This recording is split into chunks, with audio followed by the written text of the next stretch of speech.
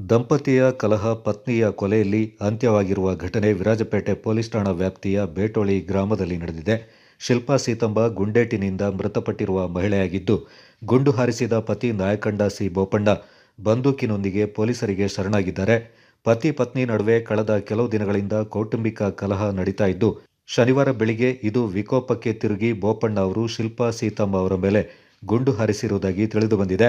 ನಾಯಕಂಡ C Bopanna ಅವರು ವಿರಾಜಪೇಟೆ ಪೊಲೀಸರಿಗೆ ಶರಣಾಗಿದ್ದು, ಬಂದೂಕನ್ನ ವಶಪಡಿಸಿಕೊಳ್ಳಲಾಗಿದೆ. ಕೊಲೆ ನಡೆದ ಸ್ಥಳಕ್ಕೆ ಜಿಲ್ಲಾ ಪೊಲೀಸ್ ವರಿಷ್ಠಾಧಿಕಾರಿ ಕೆ ರಾಮರಾಜನ್, ವಿರಾಜಪೇಟೆ ನಗರ ಪೊಲೀಸ್ ಠಾಣಾ ಅಧಿಕಾರಿಗಳು ಹಾಗೂ ಅಪರಾಧ ಪತ್ತೆ ದಳದ ತಜ್ಞರ ತಂಡ ಭೇಟಿ ನೀಡಿ ತನಿಖೆಯನ್ನ ಕೈಗೊಂಡಿದ್ದಾರೆ. ಬೆಳಿಗ್ಗೆ 8:45 ಗಂಟೆಗೆ ನನಗೆ ಫೋನ್ ಬಂತು, ಹಿಂಗೆ ಮಿಸಸ್ದು ಸಿಸ್ಟರ್ ಸತ್ತೋಗಿದ್ದಾರೆ ಅಂತ ಹೇಳ್ಕೊಂಡು.